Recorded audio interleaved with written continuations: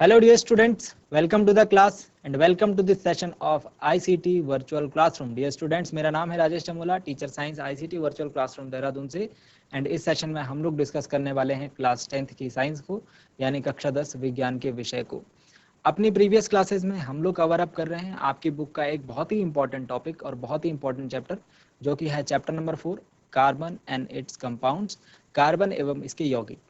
Carbon एवं इसके यौगिक में हम लोग डिस्कस कर चुके हैं कि किस प्रकार से कार्बन की टेंडेंसी होती है एक लंबी रेंज में, लंबी चेन में कंपाउंड्स बनाने की, और इसके अलावा इसका जो बिहेवियर होता है, इसकी टेंडेंसी होती है वो काफ़ी फ्रेंडली होती है, यानी कि ये अपने जो रिलेटिव एटम्स होते हैं, जो साथ के परमाणु होते हैं, उनके साथ बॉन्ड बनाने की प्रवृत्ति रखता है, टेंडेंसी रखता है।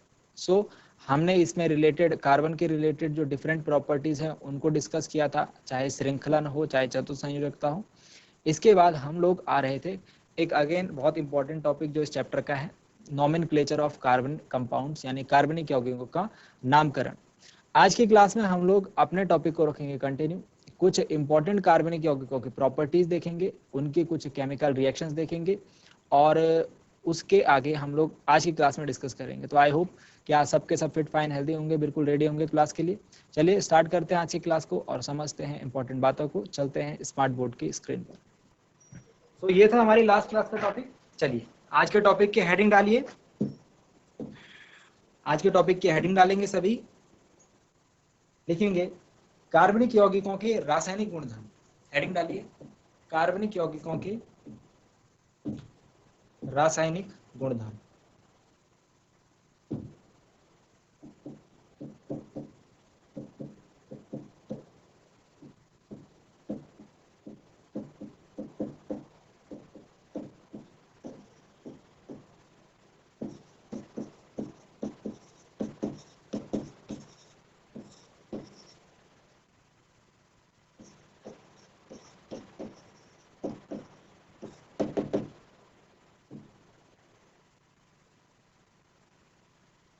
कार्बनिक यौगिकों के रासायनिक गुणधर्म यानी कि केमिकल प्रॉपर्टीज ऑफ कार्बनिक compounds, chemical properties of organic compound, sorry कार्बनिक नहीं, कार्बनिक तो हिंदी में बोलते हैं, ऑर्गेनिक कंपाउंड्स।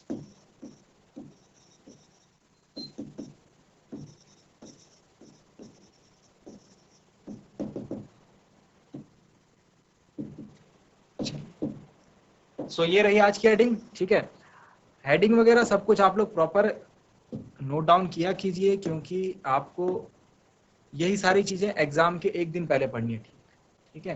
तो जितने अच्छे तरीके से आप अभी मैनेज रखेंगे अपनी बातों को, उतना ही आपको सुविधा होगी एग्जाम के ठीक पहले इन चीजों को रिवाइज करने में, ठीक है। चलिए तो स्टार्ट करते हैं आज की क्लास को।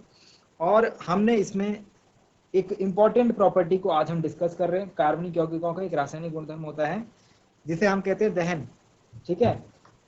और दहन के बारे में हम लोग चैप्टर नंबर 1 में भी पढ़ चुके हैं, ठीक है। दहन के बारे में हम लोग चैप्टर नंबर 1 में भी डिस्कस कर चुके हैं। क्या डिस्कस किया मैंने? दहन का मतलब क्या होगा? अगर किसी रासायनिक अभिक्रिया में ऑक्सीजन के साथ रिएक्शन हो रही है, ठीक है।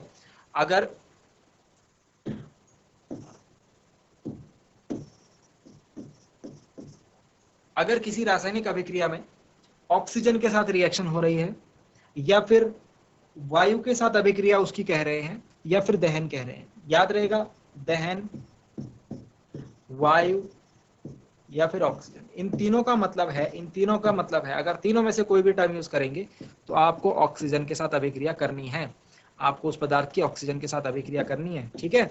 तो फर्स्ट पॉइंट हम लोग पढ़ रहे हैं दहन को, हेडिंग डाल दीजिए दहन, और फिर उसके बाद दहन, फर्स्ट इज दहन। आज हम दहन के बारे में डिस्कस करेंगे, यानी कि कंबशन, ठीक है। तो कंबशन में देखिए, कंबशन में लिखिए, जब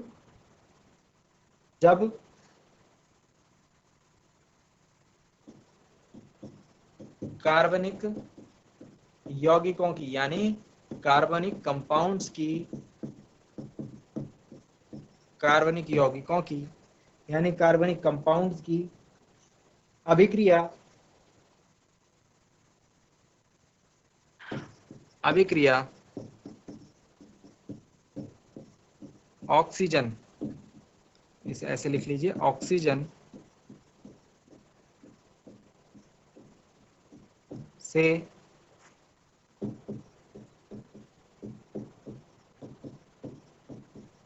कराई जाती है, तो क्या बनता है भाई? जब कार्बनिक यौगिकों की अभिक्रिया ऑक्सीजन से कराई जाती है तो कार्बन डाइऑक्साइड बनती है, डाइऑक्साइड एवं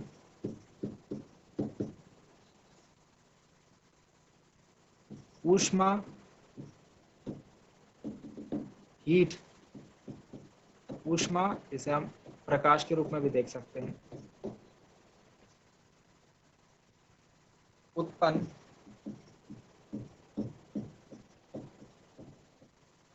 होते हैं। ठीक है, इसे कार्बनिक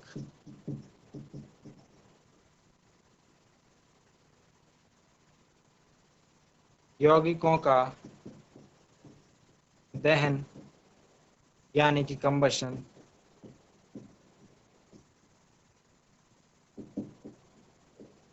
कहते हैं। इसे कार्बनिक यौगिकों का दहन यानी कंबशन कहते हैं। ठीक हो गया, समझ में आ गई होगी बात? ठीक है, चलिए कुछ हम रिएक्शंस पढ़ लेते हैं, कुछ हम रिएक्शंस पढ़ लेते हैं। ठीक है, तो इसको ऑक्सीकरण भी कह सकते हैं हम, ठीक है, ऑक्सीकरण रिएक्शन भी कह सकते हैं, ऑक्सीडेशन भी कह सकते हैं। तो ये हमारा कार्बन, ये हुई इसकी अभिक्रिया ऑक्सीजन के साथ, क्या बना, क्या बोला हमने, क्या बना? कार्बन डाइऑक्साइड बना और ऊष्मा एवं प्रकाश, यही तो लिखा हमने ऊपर डेफिनेशन, तो यही तो हो रहा है। चलिए एक और कार्बनिक कंपाउंड लेते हैं, मीथेन, क्या बोलते हैं इसे? मीथेन। इसका भी दहन कीजिए, दहन मतलब वायु के साथ अभिक्रिया, ऑक्सीजन के साथ अभिक्रिया, तो कार्बन डाइऑक्साइड बनेगा, प्लस इसमें जल भी बनता हुआ हमको दिखेगा, और प्लस ऊष्मा एवं प्रकाश तो बनना ही है।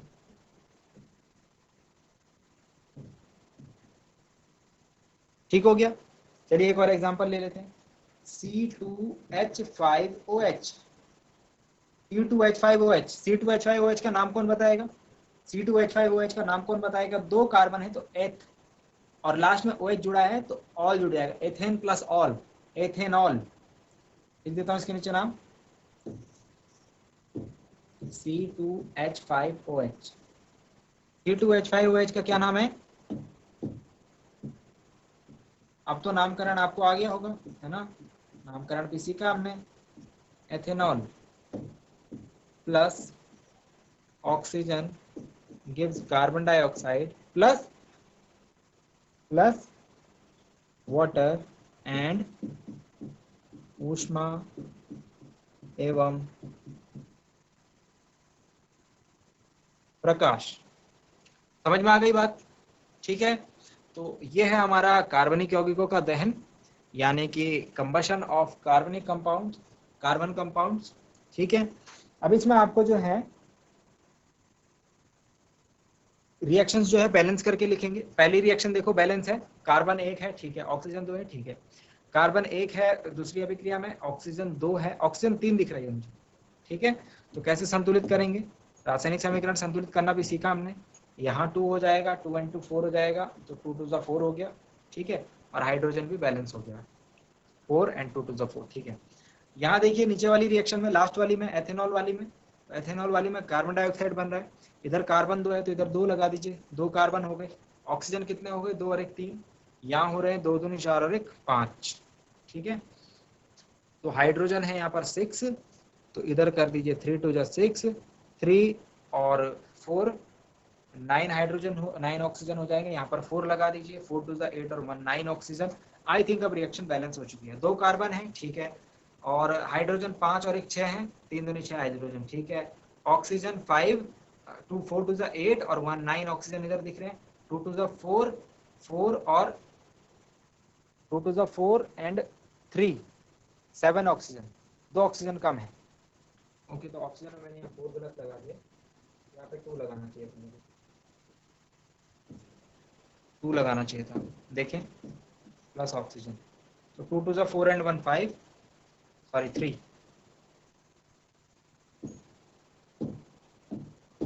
3O2। ठीक है, चलिए चेक करते हैं फिर से। देखो, रासायनिक समीकरण संतुलित करना चैप्टर 1 में सिखाया गया है आपको। ठीक है, मैं यहाँ पर जल्दी जल्दी कर रहा हूँ क्योंकि मैंने वहां पर आपको बताया था, काफी प्रैक्टिस करवाई थी, वहां पर हम भी जल्दी जल्दी करने लगे थे। ठीक है, तो प्रैक्टिस उसकी करते रहा करो। 3 टू 6 एंड 1 7 ऑक्सीजन हो गए। ठीक है, लास्ट वाली अभिक्रिया की बात कर रहा हूँ मैं। ठीक है, 3 टू 6 और 1 7, 7 ऑक्सीजन इस तरफ है और 7 ऑक्सीजन, 2 दूनी 4 और 3 7, 7 ऑक्सीजन इस तरफ भी है। ठीक है, बाकी चीजें तो बैलेंस है, 3 to 6 and 5 and 1 6, hydrogen balance है। ठीक है, कार्बन कितने हैं, 2 कार्बन इधर है, 2 कार्बन इधर है। आई होप थिंक कि रिएक्शन अब जो है बैलेंस है। समीकरण संतुलित करना आप हर बार चेक करेंगे जब भी कोई रासायनिक अभिक्रिया आप केमिस्ट्री में लिखेंगे वहां पर और मैंने आपको एक बात और बताई थी डियर स्टूडेंट कि आप ये जो आपको इंपॉर्टेंट पार्ट लगना है ना, अभिक्रियाएं, ज्यादातर बच्चे जो है इन अभिक्रियाओं को सुन के डर जाते हैं कि यार अभिक्रियाएं मेरी समझ में नहीं आ रही है, लेकिन थोड़ा दिमाग लगाइए, थोड़ा दिमाग का यूज कीजिए तो आप केमिस्ट्री में बहुत अच्छे नंबर ला पाएंगे। चैप्टर 1 है, चैप्टर 2 है, चैप्टर 3 है, चैप्टर 4 है। ठीक है, 4 चैप्टर हैं और केमिस्ट्री में कुल 5 चैप्टर है। 5वें चैप्टर में अभिक्रिया नहीं है, 5वें चैप्टर में आप केमिकल रिएक्शन नहीं पढ़ेंगे। पहले में पढ़ी आपने, ठीक है, दूसरे में पढ़ी है, तीसरे में पढ़ी है और चौथे में पढ़ी है। और कुल मिलाकर के अगर मैं बात करूं तो 20 अभिक्रियाएं होंगी कुल मिलाकर के, 20 से 25 या 30 के अराउंड अभिक्रियाएं। तो 20-30 अभिक्रियाएं समझना कोई बहुत मुश्किल बात नहीं है, अगर आप लिखे रहेंगे उन्हें, लिख करके समझेंगे तो आसान है, याद ही तो करना होता है। तो डरिए मत उस चीज से, उसको फेस कीजिए। हाँ, ये नई चीज है आपके पास, पर आपको उससे फेस ऑफ उसे करना होगा, उसको सीखने की कोशिश करनी होगी तब जा करके। और अगर आपने इसमें अभिक्रियाएं समझ गए ना, आप अगर केमिस्ट्री के 4 चैप्टर में अभिक्रियाएं समझ गए तो फिर केमिस्ट्री में दिक्कत नहीं है, तो फिर केमिस्ट्री में दिक्कत नहीं। अब हमने दहन अभिक्रिया की बात करी, ठीक है, तो अब कुछ बात कर लेते हैं इसके आधार पर जो हमें रिजल्ट्स मिले उनके ऊपर थोड़ा सा बात कर लेते हैं। संतृप्त हाइड्रोकार्बन, संतृप्त हाइड्रोकार्बन यानी कि संतृप्त हाइड्रोकार्बन मतलब सैचुरेटेड हाइड्रोकार्बन।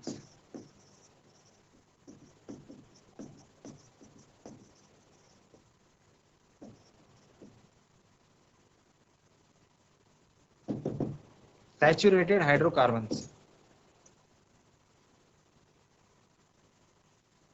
सैचुरेटेड हाइड्रोकार्बन में आपको एक प्रॉपर्टी याद रखनी है।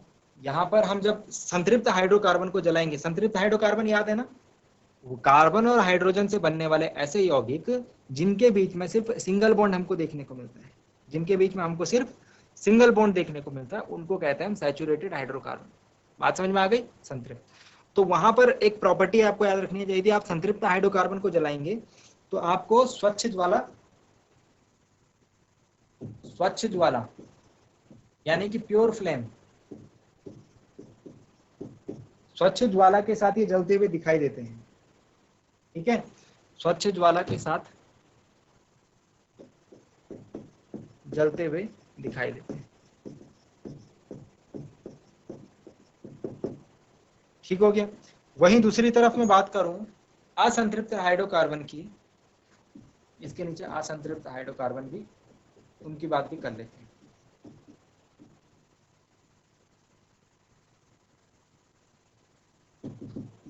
अनसैचुरेटेड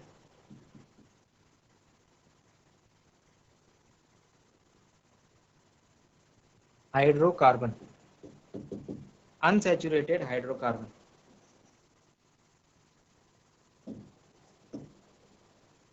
अनसैचुरेटेड हाइड्रोकार्बन को अगर आप जलाएंगे तो ये कैसी ज्वाला के साथ जलते हैं, काले धुएं वाली, काले धुएं वाली पीली ज्वाला के साथ।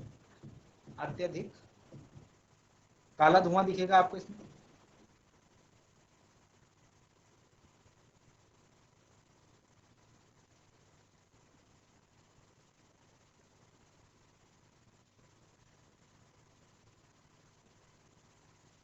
के साथ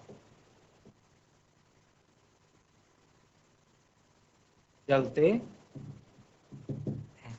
ओके, अत्यधिक काले धुएं वाली पीली ज्वाला के साथ जलते हैं, ठीक है ना। तो यहां पर एक इंपॉर्टेंट पॉइंट और आता है, यहां पर एक इंपॉर्टेंट पॉइंट और आता है। आपने अपने घरों में देखा होगा, आपने अपने घरों में देखा होगा कि जो आपके घर के जो गैस होते हैं, स्टोव होते हैं, है ना, उसके ऊपर जो है ऐसा स्टोव होता है और उसके ऊपर आप देखते हैं छोटे छोटे छेद बने होते हैं। और फिर ऐसे दो स्टोव होते हैं आपके गैस के स्टोव में, दो ऐसे बर्नर होते हैं और फिर वो ऐसे बंद रहता है, ठीक है। और यहाँ से एक पाइप निकलता है और इस पाइप को आप सिलेंडर वाले पाइप से जोड़ देते हैं, एलपीजी वाले पाइप से, एलपीजी गैस वाले पाइप से जोड़ देते हैं। समझ में आ रहा है? तो ये जो है, यहाँ से क्या होता है, यहाँ से गैस बाहर निकलती है और फिर वो जलती है। यही तो अभिक्रिया होती है, जो पीछे अभिक्रिया देखी ना आपने, यही अभिक्रिया होती है। हाइड्रोकार्बन जलते हैं और वहां से ऊष्मा एवं प्रकाश निकलता है, उसके ऊपर आप अपना बर्तन रखते हैं, खाना पकाते हैं। तो अगर इसको यहाँ से जो छेद हैं, जो जिन छिद्रों से गैस निकल रही है, अगर यहाँ पर कोई रुकावट होगी, धूल वगैरह फंसे हुए होंगे, है ना, धूल वगैरह के कण होंगे, ये फंसे हुए होंगे, तो यहाँ पर हमको काली काली ज्वाला निकलती हुई दिखाई देगी। यहाँ पर हमको जो है काली ज्वाला, कज्जली मतलब ब्लैक, आप देखते हैं आपके बर्तन जो है काले हो जाते हैं नीचे से। तो उस केस में हमारे साथ ऐसा काम होता है। सो आई होप डियर स्टूडेंट्स कि आज जो बातें बताई गई वो आपके समझ में आई होंगी, इंटरेस्टिंग लगी होंगी और आपने कुछ नया जरूर सीखा होगा। मिलते हैं अगली क्लास में एक नए और इंटरेस्टिंग टॉपिक के साथ। क्लास से जुड़ने के लिए आप सभी का बहुत बहुत धन्यवाद। Thank you very much and have a nice day.